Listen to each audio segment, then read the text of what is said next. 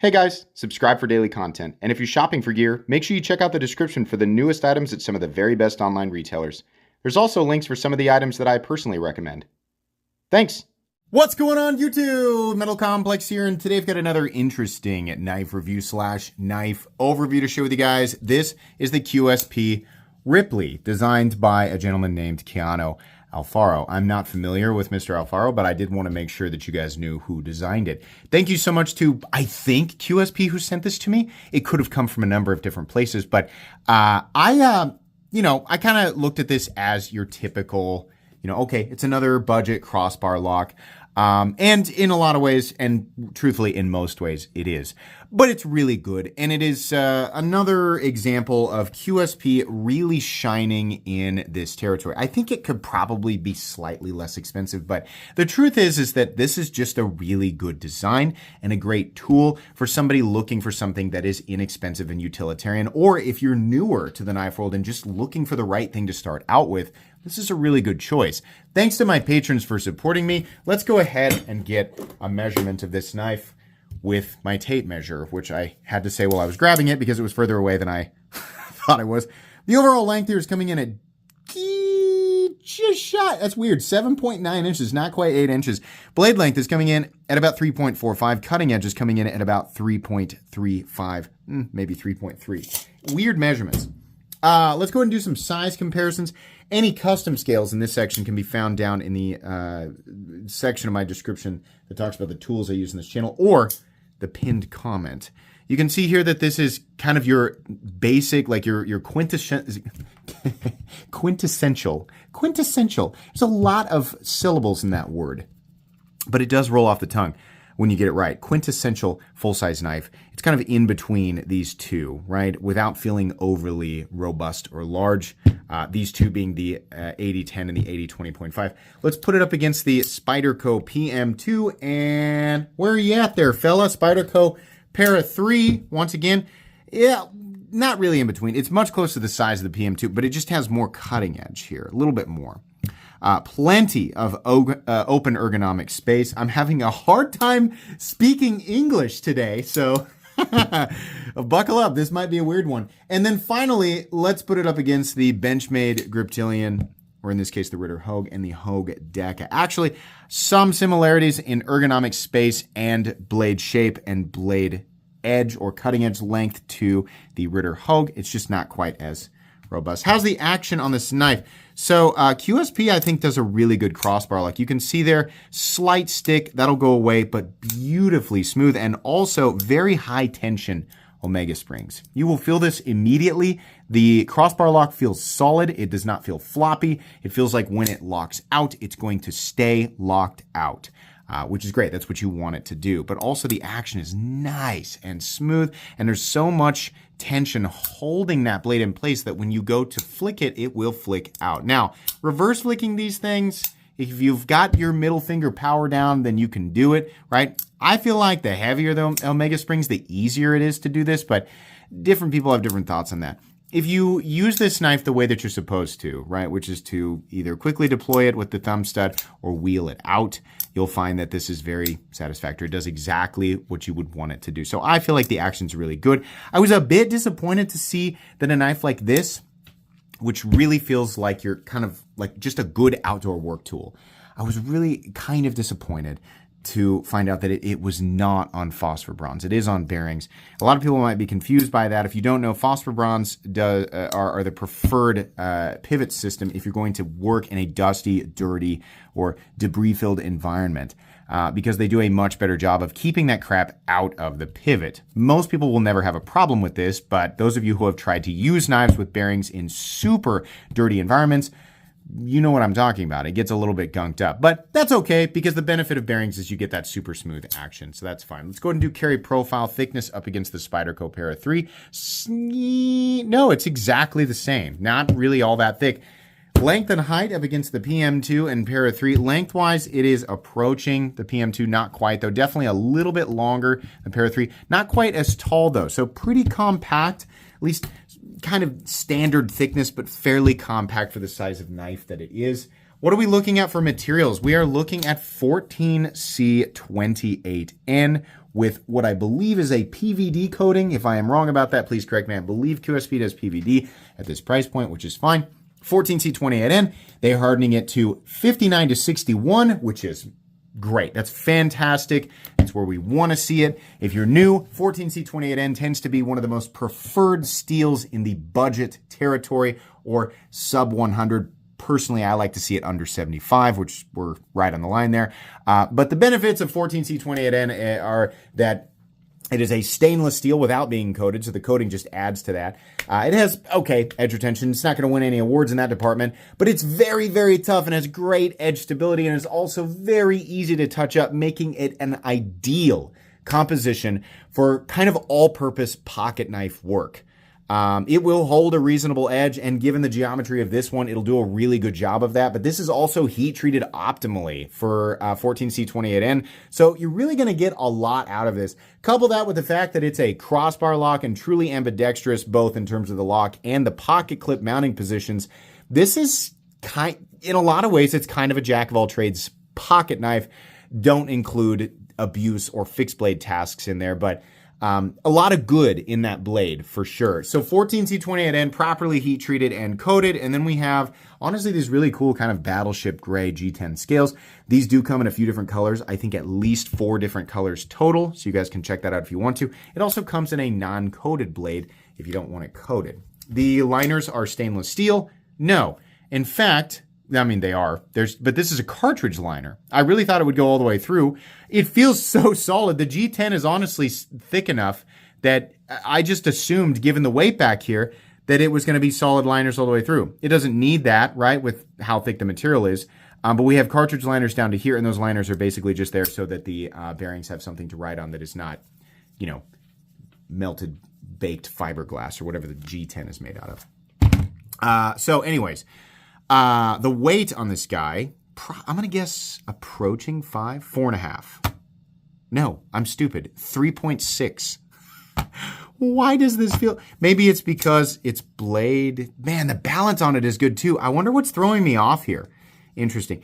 Maybe psychologically, this feels like such a robust and durable knife that my brain thinks that it's heavier than it is because I have that caveman part of my brain that directly correlates weight to strength, which is, of course, wrong. But it does feel solid. I'll give it that. It's me trying to cover my tracks, instead of admitting that I just can't guess the weight all the time.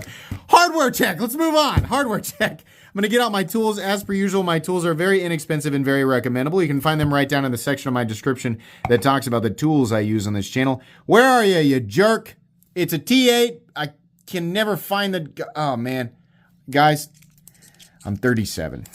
One of these days, my eyes are going to go. I'm not old yet, but I'm getting there, right? T8 for the pivot. QSP. God, you guys love those T6 screws, don't you? T8, guys. T8. What have we been...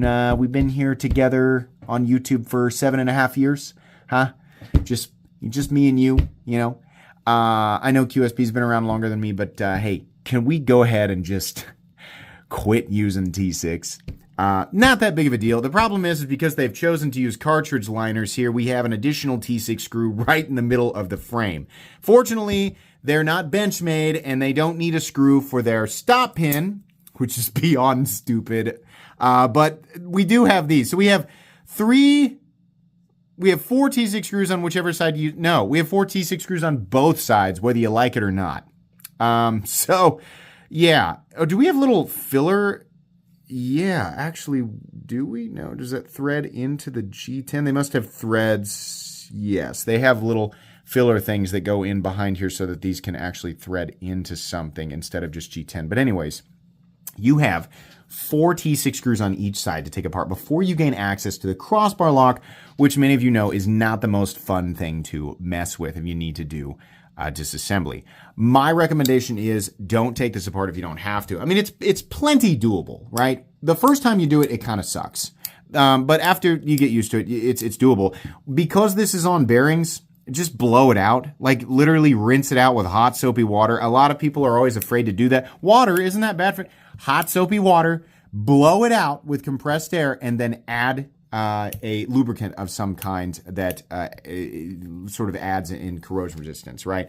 Your 10-weight nano oil, your KPL, right? I like to use brake-free CLP on the blade, especially if I'm cleaning gunk off and stuff. But if you do all that, you're going to be good. I promise. You don't need to take the entire thing apart. But if you need to, it's absolutely doable. It's just going to kind of stink because it's a crossbar lock and you have to use T6. But as long as you have the right tools for the job, you should be good to go. Okay. Let's go ahead and check the blade stock thickness here real quick.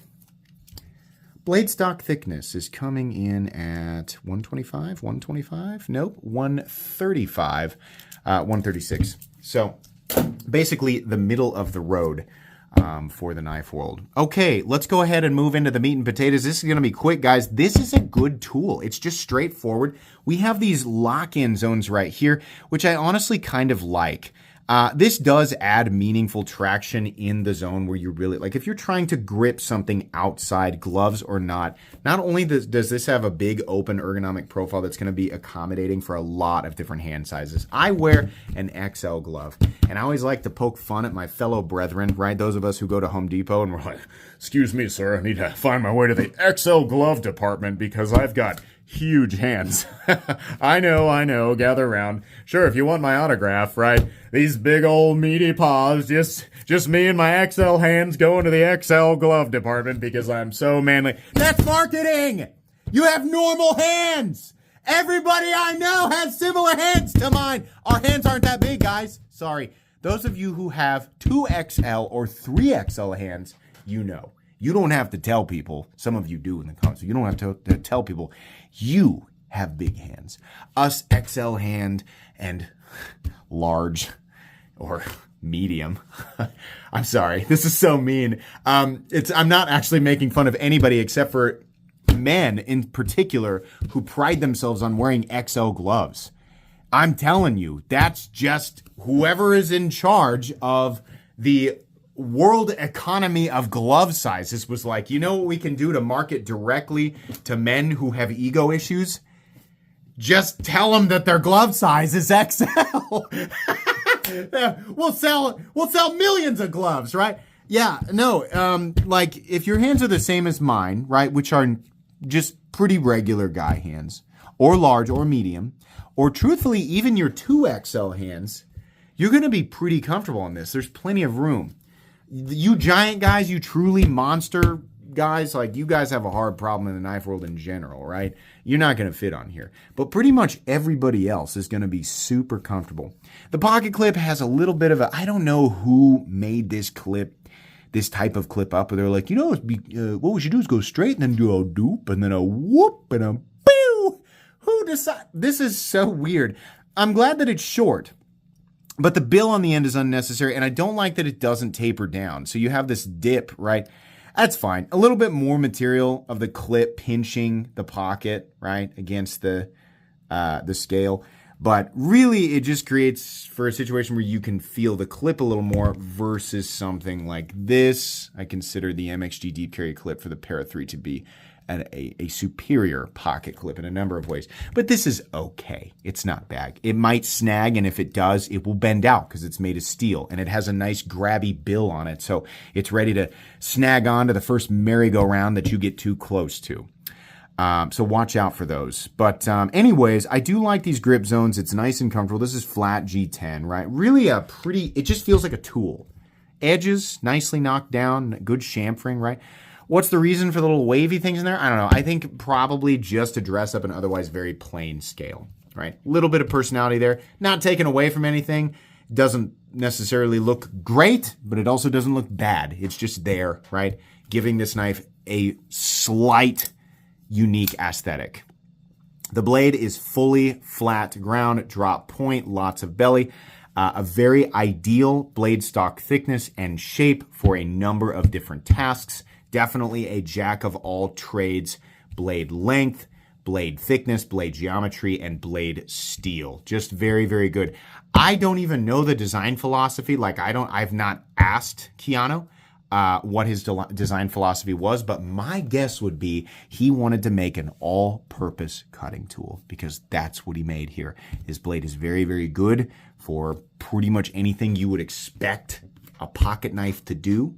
And given that it is a crossbar lock with high tension omega springs, and given that QSP does a really good crossbar lock, you can definitely trust this thing under some pretty heavy-duty circumstances, right? I wouldn't baton with it. I mean, I don't know. There's always going to be people who argue with me. I watched a video of somebody batoning the Benchmade bug out. Dude, you'll never get that time back. So, or who did that? Was it the Dutch Bushcraft Boys? If it was, I apologize. Because anything the Dutch Bushcraft Boys do, this is not sarcastic. I mean this with full sincerity.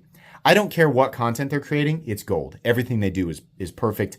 I think those guys are awesome. So if you watched it there, then go watch it 5 more times, right? Because I think they're great. They're great gents, right? But just poking a little fun there. This is definitely a knife that I would take out and use for harder knife tasks, right? So that's great, especially considering the cost. The jimping could have done with a little bit more. I think all knives, like for some reason, like it's like they got together at like the knife, like the annual knife, superheroes meeting, and they're like, I vote this year to keep not extending the jimping out to where everybody else needs it. Like, does anybody oppose? All opposed? All in favor? Everyone raises their hand. They're like, okay. We vote to keep pissing everybody off with the jimping length. Like, just make it longer. Like, this is why. Put it out here. Just for sometimes you're going to want to do this, right? Not very often. But if you do it, for the times you don't need it, it's not in the way. So I don't know. That I know that was more of a designer's choice. So if Mr. Keanu's watching this, Mr. Alfaro's watching this, I'm not necessarily poking fun at you. It's just like that's just the way with everything. So anyways,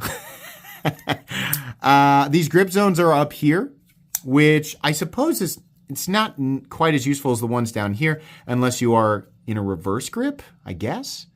But it's fine. They're not hurting anything. Nothing here is sharp, so I think that's fine. We have filler tabs. That's great. We have an ambidextrous locking system, so we should definitely have ambi mounting positions for the pocket clip. Lefties, rejoice. You have a lanyard hole. Who cares? Lanyard hole people, yay. We have nested positions for the clip, which is also good. You have a stop pin that's located in its traditional position. No shouldering, doesn't need it. Absolutely no blade play, up, down, left, right. This thing's super solid. Little tiny bit of stick, but that's okay. No pivot lash. Very smooth, very consistent. A nice heavy snap into the closed position. And as far as I know, sorry, I'm going to look into the camera here. Yeah, look at that. Pretty darn good. Perhaps a hair off to the right, but pretty good for centering. Price tag, $75. I think it's a little high. I think they could have come in at 65 to 70, but truthfully, this is a really good knife. It's just a nice size, open ergonomic profile. Don't love the pocket clip. I like how it looks. The wavy lines in the middle, whatever. The blade is just like that. That's an all-purpose blade if I've ever seen one. This is a good knife. Generally speaking, yes, I recommend this knife. It's also right on the line for a budget knife, $75. Okay, because after tax, it's more than 75. 75! I make the rules. This rectangle is mine, and I'm putting it under budget knives. Actually, cheap knives I like playlist is what I'm referring to. It will go in the cheap knives I like playlist for being a $75 knife or less, 75 to be particular. It will also go in my most recommended knives playlist. I recommend this knife. You should check it out. Really, really good. That's going to be it today, guys. Thanks so much to whoever sent this to me. This will end up as a giveaway item. Light use, light carry from me, just a couple of days. Please make sure to follow me on Instagram at metal_complex. If you enjoyed this video, leave a like. If you'd like to check out my other content, I do, of course, have lots of videos of knives that are either expensive or inexpensive that I do or don't like, so check those out. And if you enjoy all my content, go ahead and click on that Metal Complex logo right there and subscribe because there's definitely more coming. Thanks again for watching, everybody, and have a great day.